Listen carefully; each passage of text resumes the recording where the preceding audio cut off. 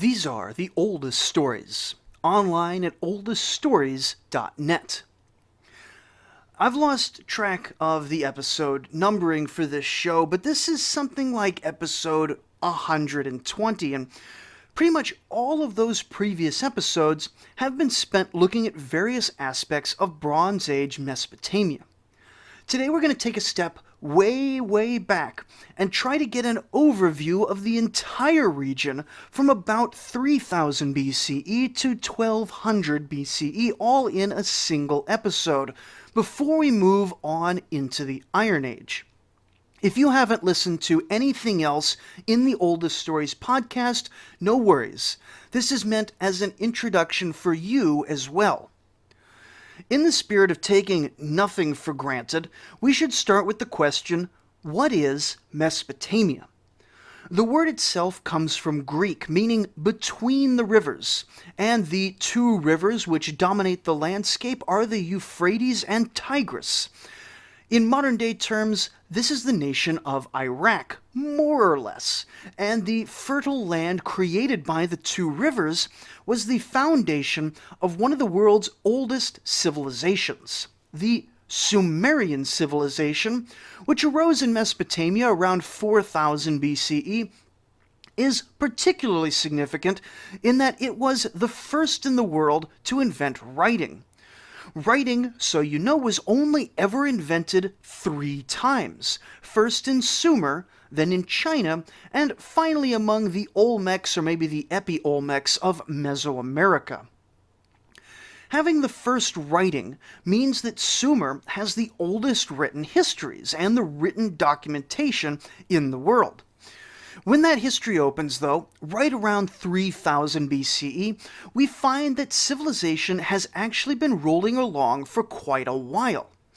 In its earliest forms, Mesopotamian civilization can be traced back to the people called the Ubaids, who occupied the region in prehistory since at least 8000 BCE. Now, if those Ubaids, of whom we know almost nothing, were the same people as the later Sumerians, just with a slightly different culture, or if the Sumerians came from some unknown land and displaced the natives, is unclear and hotly debated in archaeological circles. Still, around 4000 BCE, a millennium before writing really gets going, those early temple complexes and towns of the Ubaids hit their stride and become the city-states of the Sumerians. From 4000 BCE to about 2400 BCE, the 30 or so major cities, plus a bunch of smaller towns in the lower Mesopotamian plain, will rise and fall, trade and make war on each other, and generally live the fullness of human existence tied to the rivers. They will extend those rivers, even, with a massive canal network, ultimately covering most of the region, turning what should rightly be a desert into farmland, and those virgin lands will have crop yields that rival modern agriculture without all the advanced technology of today, at least for a little while. These food surpluses will see the greatest cities, Eridu, Larsa, Kish, and others swell into the low tens of thousands of peoples each, and there will still be so much food that the people can afford to trade by boat with Egypt and with the Indus Valley civilization in northern India, as well as up the rivers to modern-day Lebanon and Turkey, and even into the Iranian mountains where the Elamites live. Exchanging their grain, as well as woolen textiles, reeds, and pottery, for metals, woods, precious stones, and luxury items, the Sumerians will build a civilization at the center of a trade network, and even begin accidentally exporting the idea of writing, as the Egyptians and Indians see the power of transmitting a person's words and thoughts across vast distances of time and space through markings on clay and other materials. In this period, though, different cities rose and fell in prominence at different times. The undisputed champion, though, was the city of Uruk. Though Uruk did not dominate continuously, it had a number of times where it was the dominant city across the 4th millennium BCE. Though many folks think of Babylon as the preeminent city of Mesopotamia, Babylon had not even been founded at this point. It was from the kings of Uruk that other Mesopotamians took their cues. Uruk never seems to have had conquered the whole region or formed any sort of territorial state, but wars between cities were frequent, and Uruk, during its peaks, could demand tribute and submission from other cities. The significance of Uruk itself in the long run is twofold.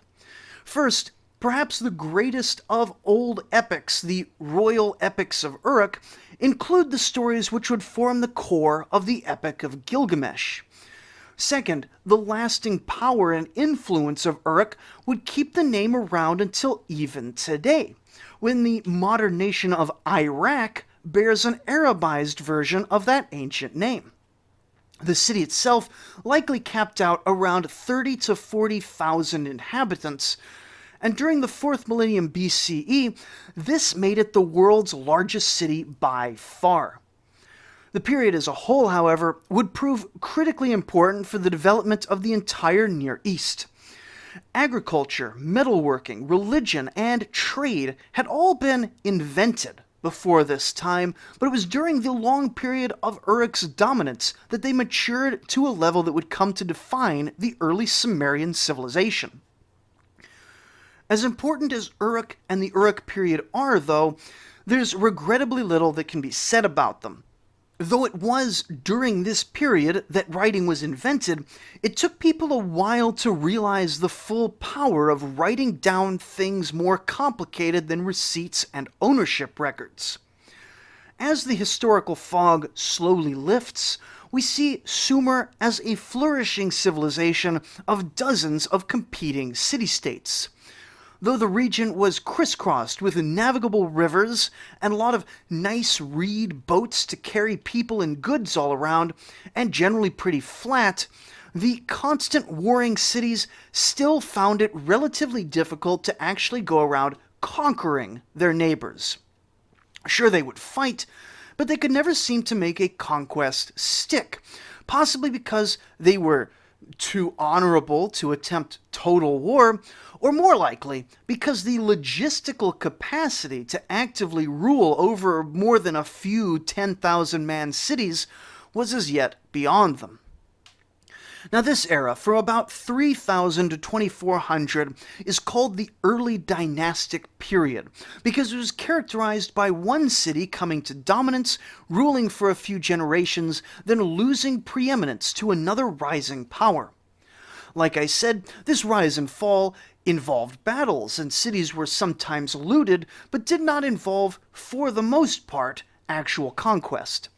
The two main keys for dominance in this era were how many cities nominally accepted you as their superior, sometimes sending tribute payments, and who was the official patron of the city of Nippur. Of the dozens of cities, each with a temple and religious complex, none of them had the cultural cachet of Nippur, situated a bit towards the northern end of Sumer. And for reference, I am going to be reposting some maps of the region on the official post for today's episode on the Oldest Stories podcast, link down in the description. Anyway, Nippur was strange. No one was really sure how it got its particular status. At least no one nowadays, maybe back in the old days they knew and just didn't tell anybody. At some point in the pre-literate period, the traditional Sumerian pantheon, led by the father of gods An, was upended, and a new king and god named Enlil became ruler of the heavens. Enlil's primary temple was located in Nippur, and Nippur, while functionally much like the other cities, diplomatically and religiously became a holy city. Nippur alone seems to have been mostly exempt from the cycle of warfare, and even when wars were fought over it, the actual fighting may have taken place exclusively outside the city itself. Nippur was never to lead the region, but whoever was most influential in the region and wealthy enough to pay for the patronage of Nippur's massive temple complex would have a claim to be leading the region of Sumer and all the people of the various cities. It isn't wholly clear what practical purpose this arrangement served for the various patron kings, though perhaps politics and the power of ideas were at this point already strong enough to sustain such a curious and artificial state of affairs. Real, actual history involving Sumerians actually writing down things that have happened recently so that future generations can remember begins in the city of Lagash. Lagash is not a top city, just one player in the game, and in truth may not be the first city to really write down historical documents, just the oldest one which survives and has been recovered. Right around 2500 BCE, Lagash and its neighboring city Umma were locked in a decades-old conflict over land and water rights in a stretch of territory between the two cities. And after a king of Lagash won a great victory, he carved a large stone, which we call the Stela of the Vultures, describing the battle. His personal heroics were also included, and he even, well, not he, his scribes, drew some scenes from the aftermath of the battle to show off how cool he was. The actual significance of this battle was minimal. It was one more power struggle among countless others, but Lagash gets to be remembered because they recorded their history while the rest get forgotten. An interesting side note in Lagash, not only do they have the first known Mesopotamian war stela, they also appear to have the oldest legal reformer, a fellow named Urukagina, who tried to bring compassion into a government that had grown corrupt. Soon after the story of Lagash grows cold, though, the entire dynastic era of cities rising and falling reaches its crescendo. A man named Lugal-Zaghazi does what many others had tried to do before, unites basically all of Sumer under his single rule, or I should say nearly does so. With a coalition of southern cities at his back, he needs only to take Kish and a few northern cities to solidify his rule over the entire world, or at least the entire world of all the parts that are relevant, not including the parts that don't matter because they're not in Sumer. However, during the siege of Kish, sometime in the mid-2300s BCE, at least according to much later legends, a man of humble origins got tired of watching the king of Kish be incompetent and decided that he could do a lot better. This man, later known to history as Sargon of Akkad, or Sargon the Great, managed to take power while the city was under siege. Rallying the defenders, then defeated the invading army and established the core of a new empire. He would found a new town of Akkad, or maybe he moved into and greatly expanded an already existing city, and he would use the power of the north to build the great Akkadian Empire. Now, a word on Sumer and Akkad here. The Sumerians are the people of southern Mesopotamia. Their language is wholly unique in the entire world, and they invented pretty much everything that's the foundation of later Mesopotamian civilization. During the rise of Sumer, this early dynastic period that we've been talking about, another group has slowly been migrating in from the northwest. This group, called the Akkadians, speak a Semitic language, an ancestor of modern Arabic and Hebrew, and they're probably from somewhere in the Levant, maybe modern-day Syria or thereabouts. That said, it isn't 100% clear if the Akkadians were called Akkadians before Sargon established the city of Akkad as his capital, and there's much that's obscure about the empire in general, because the city of Akkad has never been successfully located by modern archaeology, and its location has been lost to history for thousands of years. Back then, to the mid-2300s BCE, relatively quickly we see that Sargon had his big showdown with Lugal-Zaghazi. He was victorious and proceeded to conquer all of Mesopotamia.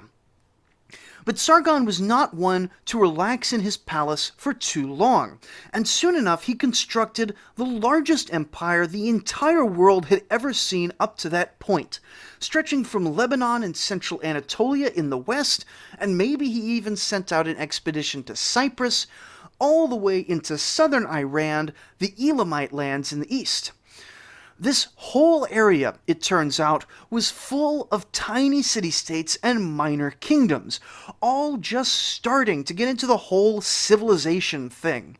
But when Sargon showed up, he established the first territorial state that they had ever seen, establishing Akkadian garrisons and government buildings all over the place, dividing the land up into regional capitals and attempting to establish a real sort of unified imperial order beyond just demanding a declaration of submission and a pile of loot. And in a sense, the massive, sudden Akkadian Empire left its mark for centuries afterwards. Probably the most notable effect is that after the empire spread, its language went all over the Near East. People in the Near East had, for the first time, a common tongue to communicate in for diplomatic and trade purposes. The Akkadian language is going to become the default language of diplomacy, and even 1,000 years after the fall of the Akkadian Empire, the great kings of the Egyptians and Hittites and Babylonians and Mitanni and Assyrians and everybody is still going to be using Akkadian to conclude their most important treaties. Even after the fall of the Mesopotamian nations to the Persian Empire, and after the fall of the Persians to Alexander the Great, we still occasionally see the Akkadian language used in things written by the Seleucid kings. So 2,400 years in active use is not a bad legacy. More to the point, though, the Akkadian Empire really brought the entire Near East in more direct political contact with each other, widening the playing field for successive eras. The empire itself, however, enjoyed maybe a bit under 100 years of good times, and maybe about 50 years of bad times. Sargon was succeeded by his twin sons, Ramush and Menishtashu. One killed the other, and both were sort of mediocre. They did okay, but by comparison to Sargon and Sargon's grandson, they were just so-so. Sargon's grandson, though, Naram-Sin, was another bright spot, ruling the empire for decades of prosperity and stability, really bringing the whole imperial project together. Ultimately, he got a pretty bad reputation in history, though, because it was either at the back end of his reign or into the reign of his successor that the wheels started to really fall off. 3 factors are generally listed to explain the fall of the Akkadian Empire. Poor leadership in the generations after Naram-Sin, a massive climatological change occurring in the entire region, and the arrival of the Gutians. Around maybe 2150 BCE, the Akkadian Empire was basically over, replaced by a post-apocalyptic wasteland where crops didn't grow right, and instead of mohawked motorcyclists, they had hairy Iranian mountain men called Gutians running around. The thing about the Gutians, which differentiated them from many other invaders that the region would see, is that they came down into the Mesopotamian plain and appear to have been supremely unimpressed by the civilization they found around them. They pillaged and plundered and raided and walked their livestock wherever they felt like. Some of them squatted in cities from time to time, but they did not take over the cities and rule them as conquerors. They just passed through like barbarians, and the level of destruction they left in their wake would be remembered for generations afterwards, even spawning an entire poetic genre called the Lament for a City, which can even be seen in the biblical book of Lamentations, written in that genre, not about the Gutians. They were writing about a later period. But it's the same style. It's imitating the ancient Mesopotamian style. Not every city was plundered completely by the Gutians. Lagash, for example, managed to hold their walls for at least most of the period, but definitely much of the critical countryside was despoiled, and population in the lands of Sumer and Akkad fell drastically during the dark century of Gutian domination. Thankfully, the fact that the Gutians were uninterested in really having tight control over the cities also allowed those cities to quietly rebuild themselves, especially as the climate started to recover. Sometimes the city leaders could pay off the local Gutians to stop bothering them, and other times they were able to adjust their defensive forces to protect their area. Around 2100, things changed, and don't take these early dates too seriously. I'm giving them mostly as a reference here, and the truth is they don't always add up. The Gutian Dark Age may have been a 40-year generation of hardship, or it may have been over a century of barbarian dominance. The scholars are all very fuzzy on how long this lasted. But once we get to 2100, things do begin to clear up. At this time, a fellow named Namu in the great city of Uruk leads a bunch of military campaigns and does a great job clearing out the Gutians.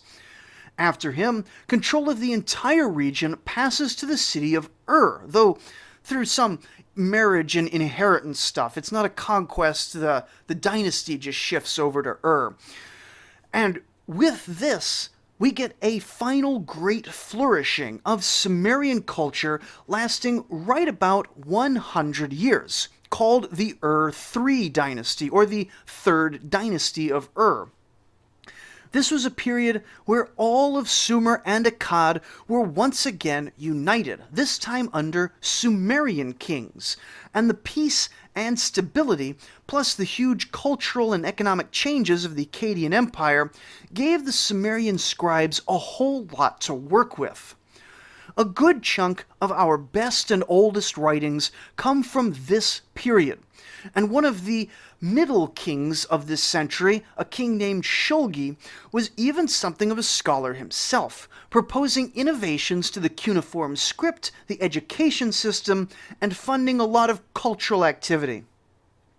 Now, the final Sumerian dynasty was nowhere as big as the Akkadian Empire had been, comprising basically the area south of modern-day Baghdad, but the Mesopotamian heartland had once again united. Trade flowed freely from India to Egypt, and the Sumerians could view their culture as having triumphed over foreign domination. This period was perhaps the brightest shining golden age of the entire Bronze Age.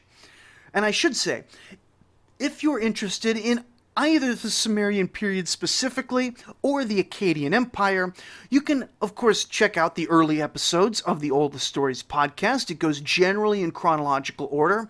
Or you can read the two best books on this subject, The Sumerians by Samuel Noah Kramer and The Age of Agada by Benjamin R. Foster, both of which you can find in the notes for this episode. I don't get any money for this, they're just really good books.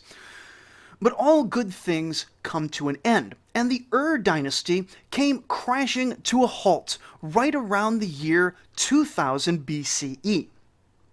The trouble for the dynasty was that they're being invaded by Western Semitic nomads called the Amorites, who come in, plunder whatever they can, and generally make things miserable for the civilized people of Mesopotamia. However, there was one key difference between the Amorites and the Gutians. The Amorites were quite impressed by the local culture, and while there was a certain amount of cultural shift involved, they were generally happy to adopt a version of the Akkadian language, learn to write in cuneiform, and rule over the cities that they conquered in a generally Mesopotamian fashion. This means that while the new Amorite warrior overlords were going to plunge the region into a few more centuries of internecine warfare and chaos, it will at least be well-documented historical chaos, which we were able to look at in a certain amount of detail on the podcast. The short version, though, is that this period from about 2000 BC to 1750 BCE was called the Isin-Larsa period, named for the top two cities in the region during the time, though there were many others all fighting against each other. It seems that now that they'd seen the Akkadian Empire and the dynasty rise and fall, all of the petty kings of Sumer and Akkad were fighting it out to establish the next great empire. Isin, a city in the north, got off to a pretty early lead, managing to recover even while the Amorite invasions were still taking place. The early kings of Isin were good at war, they were good at trade, they were good at diplomacy, and when those things failed, they may have been the first to realize that their upstream position gave them power over the downstream cities in the two rivers, and we see them digging canals and constructing dams in the Tigris and Euphrates with the specific intention of denying water to their enemies downstream. Chief among those downstream enemies, then, was the city of Larsa, a southern upstart that had begun to gain ground by investing in some of the most extensive canal projects that had been seen thus far, filling in a good chunk of the formerly useless desert between the Tigris and Euphrates, opening up a ton more land for agriculture. There were a few more players in the game, but in the end, it was King Rim-Sin of Larsa, one of the most impressive kings of ancient Mesopotamia, who managed to unite the entire southern land of Sumer under one rule again, and keep control of it for the second half of his 60-year reign. Also, although they aren't part of the Isin-Larsa drama, we can hardly skip over this period without mentioning the rise of the city of Ashur, home of the future Assyrian Empire. Ashur is one of the most interesting cities in all of Mesopotamia in this early period. While every other city is ruled over by a king who's justified by his military and by the will of the gods, Ashur appears to have been the world's first great traders. Sure, other cities had people who went out and did trade, often over impressive distances, going back even to the Great Uruk period, but Ashur was ruled by merchants to a degree that no other contemporary city or kingdom was. They founded trade colonies in distant lands. They established joint stock companies to finance their expeditions and managed to become incredibly powerful without a correspondingly powerful army. That said, and this might shock you to hear, being incredibly wealthy without the ability to really protect themselves turned out to be a losing strategy in the long run, even if they did have some really impressive couple centuries. An Amorite named Shamsi-Adad saw that the people of Ashur had a bunch of money but very little army, while he had a very large army and was a big fan of money. So he went and conquered Ashur, then he had a big army and a ton of money, which was a big win-win for everyone who mattered, on the assumption that if you weren't winning, then you didn't matter. But in the end, as fascinating and twisty as the conflicts of the Isin-Larsa period were, they would all be doomed to obscurity by the rise of a third power, up in the north end of the Akkadian heartland. the city of Babylon, whose name would later come to be synonymous with urbanization, civilization, and decadence, both for good and ill, was founded along the Euphrates River sometime in the middle of the Isin-Larsa period. It was originally just a middling Amorite warlord, just looking for a place to settle down, but by 1750, the great-great-grandson of that warlord would be a man named Hammurabi. With the rise of Hammurabi, we see the transition from the Isin-Larsa period into the Old Babylonian period. Both Isin-Larsa and Old Babylonian period together make up the Mesopotamian Middle Bronze Age. Hammurabi's career is hard to summarize quickly, and indeed the podcast takes 10 whole episodes just to get through his life and times. But he came to power in an age of territorial states, with Babylon a middling power in the middle of the playing field. To his south, Rim-Sin had conquered Sumer and a bit of Akkad. To his north, Shamsi-Adad had taken over not just Ashur, but a huge swath of the northern Mesopotamian plain.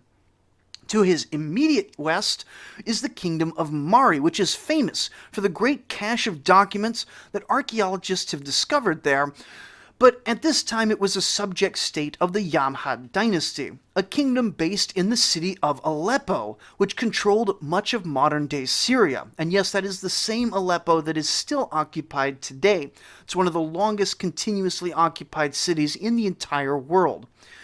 And in the east, the Elamites of southern Iran were at this period unified and dominant, making a push into the Diyala region where modern-day Iraq and Iran meet. From one perspective, the decades around 1750 BCE would make for one of the best settings for a video game. We got at least 5 major players, each of whom had a good shot to claw his way to total domination of the region. But ultimately, it would be Hammurabi, with cleverness, diplomacy, and military force, who would push back the Elamites. He would conquer north and south, and rule over the first Babylonian kingdom, with pretty much all of Mesopotamia under his command. It's in this context that he wrote and distributed the famous Law Code of Hammurabi. Now, this was not, as is sometimes claimed, the first law code ever written, and in many ways it was following quite directly the law codes that had been established in generations before. But it was a big part of bringing this huge new area under Babylon's rulership, and it was referenced and admired by distant kings in later centuries. And perhaps most important, it was written in multiple copies on some very nice stones, which were picked up by some of the first archaeologists, helping to revitalize Hammurabi's fame into the modern era. Now, the Old Babylonian kingdom lasted for a century and a half, and the dates on this are reasonably solid, about 1750 to 1600 BCE, give or take a little bit. None of Hammurabi's descendants were his equal, but overall, they generally seem to have been pretty good, at least until the last guy who gets a pretty bad reputation. Over time, the Babylonian Empire was eaten away by 3 things. First, they appear to have had internal corruption problems. The kings do seem to have been applying Hammurabi's famous laws as best as they could, with some revisions until the end, but the various bureaucrats and nobles who were in charge of actually doing the day-to-day business of government appear to have grown increasingly corrupt over time, demanding bribes and tilting the scales of justice. Where once people seem to have done pretty well under the new kingdom, they gradually soured on the empire and turned against it. At this same time, the land itself was turning sour beneath their feet. This has actually been going on since the very beginning, but agriculture in Sumer has a massive problem with something called salinization. Because the river water has a tiny amount of salt in it, all fresh water has some salt. You have to get distilled water to be completely salt-free. And drainage is, for a few reasons, really, really bad, especially in the southern end of Sumer. Over time, salt builds up in the fields each time they're irrigated. Now, right at the beginning of civilization, this was essentially a non-issue, and the fields of Sumer were astonishingly productive. Over time, though, they had to largely switch from wheat to the more hardy but less delicious barley. And as time went on longer, even these barley crops didn't yield as much as they used to. This is why the kings of Sumer and Akkad were constantly digging new irrigation channels and opening up new fields.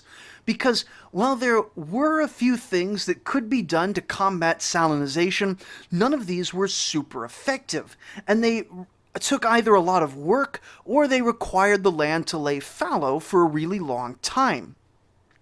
By the time of Hammurabi, many of the great cities of Sumer are shadows of their former glory, and the only towns that are really doing good are the more recent foundings, where the soil hasn't been poisoned. Salinization, by the way, it's going to be a long-term problem for Mesopotamia, and they never really find a solution for it. They just rise and fall, in part based on the fertility of the soil. The third thing that really hurts Babylon is the arrival of a new wave of immigrants, tribes from Central Asia with a superweapon. Many different groups arrive in the Middle Bronze Age, but the one that affects Babylon the most is the Kassites, and their superweapon is the horse and chariot. The first attacks by Kassites are sudden and unexpected, and the Babylonians, having never seen a horse, having never seen anything that goes as fast as a warrior on a horse-drawn chariot, have no way to respond at all to this new kind of warfare. The Kassites penetrate deep into Babylonian territory before finally either withdrawing or being convinced to go away. We're not really sure why they stopped. But in this first crisis, it isn't clear that they were ever actually beaten. Over time, though, both the Kassites and the horse-drawn chariot get integrated into Babylonian society and military, but only imperfectly. When the Great Invasions around 1600 hit, the entire empire is eaten city by city, attacked by enemies we don't even know anything about. It's a mystery invasion, likely a combination of revolts by ethnic groups within the empire and attacks by perhaps those same ethnic groups outside the empire. Old Babylon is crushed in a relatively short time, even before the creeping corruption of bad government and bad land can really knock them out. Then, in 1595 BCE, as almost an afterthought, the Hittites, the early Hittite Empire, shows up from Anatolia, basically like Martians coming from Mars, and utterly destroys the city, plundering everything and force-marching tens of thousands of civilians back to the Hittite homeland to be slaves. For a time, Babylon was an empty ruin, doomed to follow Akkad into the dustbin of history. And I will say, this is a summary of Mesopotamian history, but in the main podcast I did like 20 episodes on the Hittites up in Anatolia, and they did turn out to be way more interesting than I expected. The short version for us, though, is that there were a bunch of kingdoms in Anatolia, which is the area of modern-day Turkey, and one of them took over a bunch of others, then built a real big empire, then marched over and sacked Babylon just for the lulz, then collapsed. Don't worry, they're going to build themselves back up and be a player again in the late Bronze Age, but that's enough for now. What used to be Babylon is now a graveyard. But in the power vacuum that followed, people in the area began to remember that having a huge empire around is actually pretty great. It's way better than this post-apocalyptic anarchy nonsense we have. The whole area had been so stamped by Babylonian culture that when someone did try to do that whole empire thing again, they started by rebuilding the city of Babylon to establish their legitimacy. The folks who did that were some of these Kassites, but though the ruling clan will be Kassite for the next 4 centuries, the people of Babylon will still mostly be that peculiar Akkadian Amorite mix that just gets called Babylonian in later eras. The Kassites never forget that they were foreign invaders ruling over the land, but they actually did a pretty good job of being rulers, and so people mostly just went along with it. To solidify things, though, they did a whole lot of culturally extremely conservative things.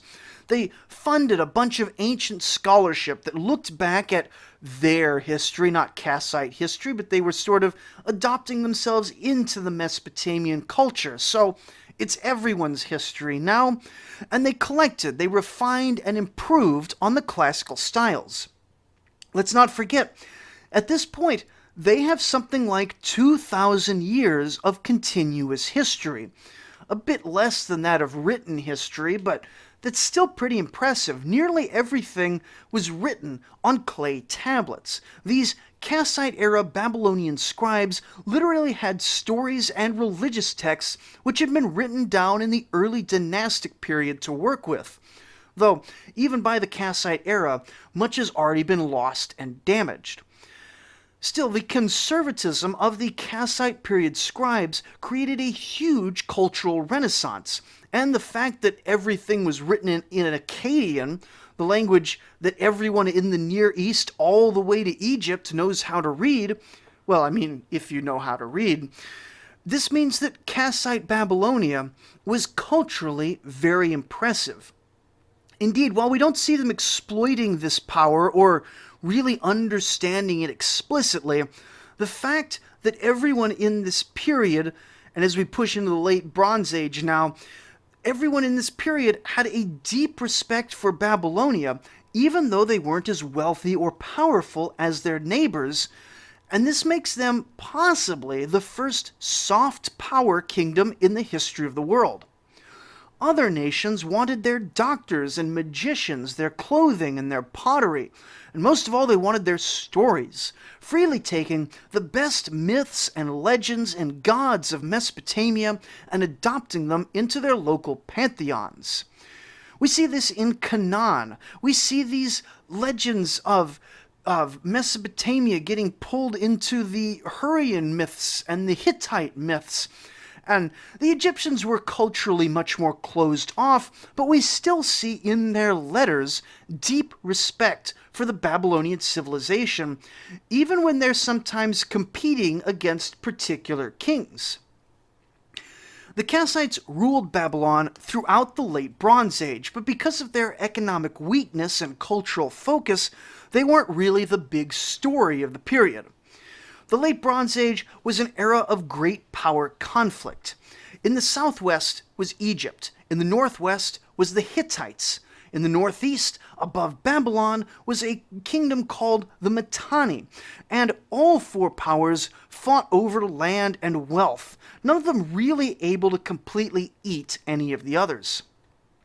About halfway through the late Bronze Age, the Mitanni collapsed, and in their place, the city of Ashur was once again able to rise up and establish a mighty kingdom, this time through force of arms rather than peaceful trading. After that point, the 4-way battle mostly turned into 2 great theaters. In the west, Egypt and the Hittites fought bitterly, culminating in the famous Battle of Kadesh, which may have had as many as 50,000 men on each side, or maybe just half that, but it would still be really impressive. In the eastern theater, Babylon and Ashur fought over the stretch of land between the two of them, with quite a lot of drama, and even a short occupation of Babylon by Assyrian forces, though in this case, popular rebellion was able to shake off the yoke of foreign oppression. The Late Bronze Age was really quite exciting, filled with some of the best episodes of the Oldest Stories podcast. But right around 1200 BCE, kind of all of a sudden, a whole bunch of barbarians showed up and kicked the teeth out of all four civilized powers, resetting the playing field for 100 years. In addition, there was probably a giant climate collapse, which may have been what incited the barbarians in the first place. This is known as the Bronze Age collapse. The 19th dynasty of Egypt would fall apart, the Hittite Empire would be completely dismantled, the Kassite dynasty will be killed off, and Assyria would be reduced to pretty much just a few cities around Ashur for a while. This is not the end of history. Indeed, in some ways, some of the best stories are just getting started with the Bronze Age collapse, but it is the end of the Bronze Age, and thus the end of this Bronze Age summary. All these events have been gone over in 120 podcast episodes of detail on the Oldest Stories podcast. If you haven't checked that out yet, you can find it on pretty much any podcast thing, and it's on YouTube. I don't know where you're listening to this. I got it a bunch of places. I'm posting this wherever I can post it. Following this episode, the show will be diving into Season 2, where we'll be covering the thrilling stories like the rise of the great empires of Assyria and Babylon, these being the empires and kings you've actually heard about, as well as tracking the progress of a fairly obscure tribe of folks in Canaan who for some reason worship only a single god and surely won't have much impact on the subsequent 3,000 years of history. I don't know why we're following these weird Israelite people. We'll find out. Anyway, if you're new to the show, welcome aboard, glad to have you. And if you've been slogging through episode after episode, then do consider doing me a favor and sharing the podcast with folks you know. Maybe leave a review on your podcast app if there's a review section, or post the show on social media. I do get a few donations from the Oldest Stories website, but mostly I do this because I love these ancient stories and I love to share them with everyone. I really hope everyone's excited for the Iron Age, which will start in 2 weeks. And thank you all for listening.